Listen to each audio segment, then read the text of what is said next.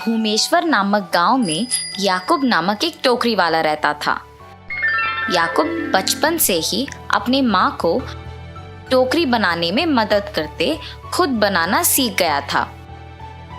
उसकी माँ का बीमारी के कारण देहांत हो जाने के बाद अकेले टोकरी का व्यापार चला रहा था।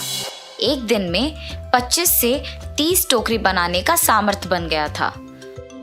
हर रोज जंगल में जाकर टोकरी बनाने के लिए जरूरी चीजें इकट्ठा करके उनको दुकान ले जाके अपना काम शुरू करता था।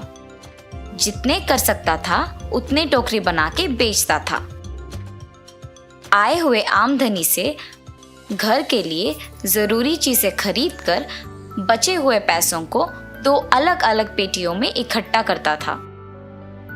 ऐसे ही एक दिन जब याकूब अपने दुकान में काम करते व्यस्त था, एक 13 साल का बालक वहां पे आके याकूब से भीख मांग रहा था।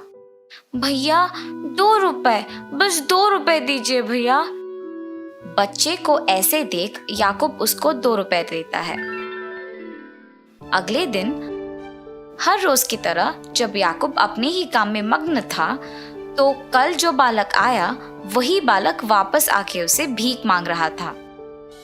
ऐसे उसका रोज आना देख याकूब पूछता है, तुम्हारा नाम क्या है? ऐसे हर रोज क्यों भीख मांग रहे हो बेटा? मेरा नाम वासु है भैया। ऐसे भीख मांगने से ही मुझे खाना मिलती है भैया।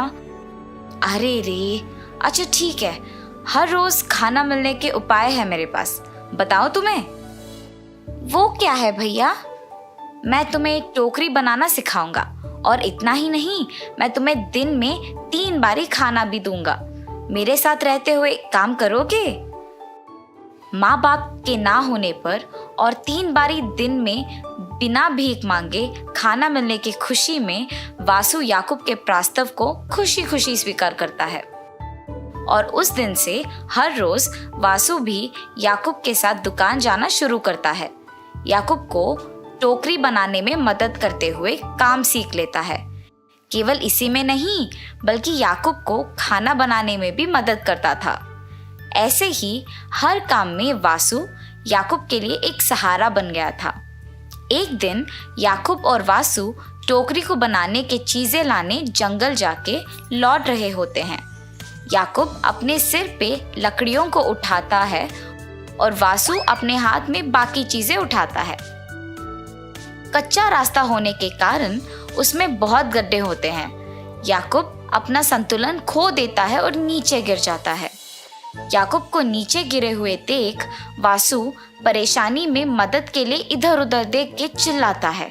एक रिक्शा मिलने पर उसमें याकूब को अस्पताल ले जाता है। डॉक्टर याकूब की चिकित्सा करने के बाद उसके कमरे में आके कहते हैं, याकूब का बायां हाथ टूट गया है। उसे लगभग 6 महीने आराम की आवश्यकता है और उसे कोई काम नहीं करना चाहिए। उसे सख्ती से आराम कराना चाहिए। याकूब को हॉस्पिटल से लेके आने के दिन से हर रोज वासु उसका बहुत ख्याल रखता था और भगवान से प्रार्थना करता था कि याकूब जल्दी से ठीक हो जाए। ऐसे ही दिन गुजर जाते हैं। बचाई गई सभी पैसे याकूब के अस्पताल के बिल, दवाइयाँ, घर के बिलों पर खर्च किए जाने पर और सारी बचत सिर्फ 2 महीने में खत्म हो जाने पर उन दोनों को पता नहीं चलता है कि आगे क्या करें।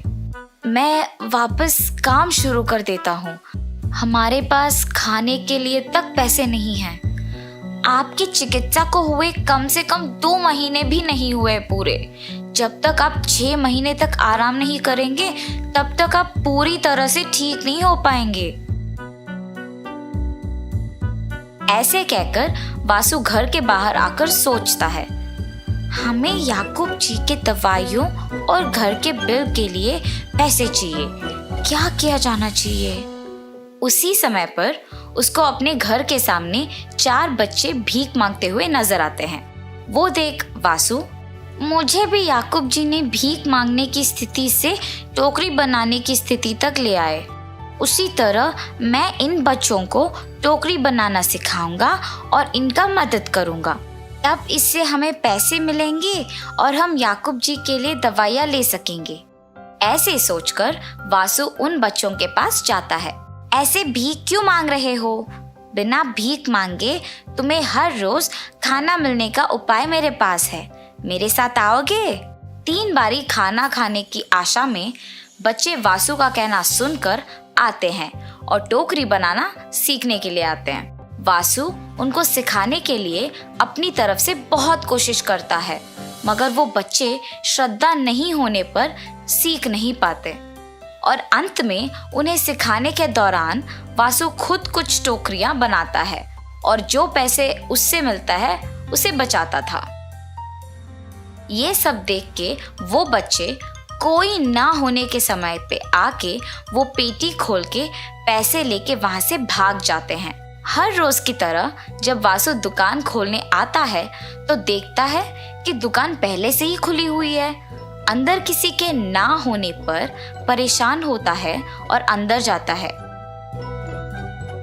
पैसों के पेटी थोड़ा खुला होने के कारण वो उसे पूरी तरह से खोलता है और उसे खाली देख के वो घबरा जाता है। फिर वो समझता है कि निश्चित रूप से उन 4 बच्चों ने ही लालच के कारण पैसे चुराए होंगे। वो हर जगह उन्हें खोजता है, सभी गलियों में, लेकिन वे कहीं नहीं मिल रहे थे। इसके साथ वो घर लौटता है, बहुत निराश होते हुए। रोते हुए घर आए वासु को देख, क्या हुआ वासु, क्यों रो रहे हो?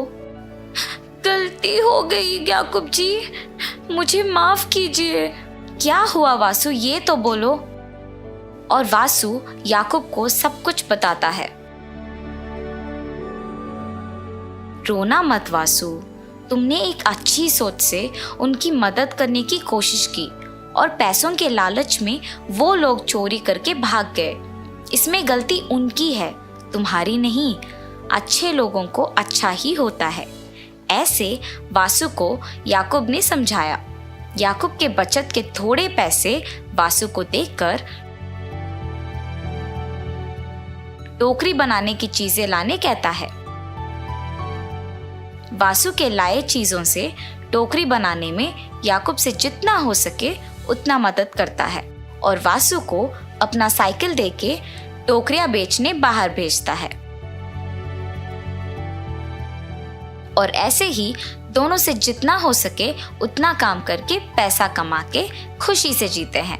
इस कहानी का नैतिक है, ये जरूरी नहीं है कि गलत करने वालों से हम अच्छे से ना पेश आए। उनके बर्ताव से उनका स्वभाव पता चलता है और तुम्हारे बर्ताव से तुम्हारा स्वभाव पता चलता है।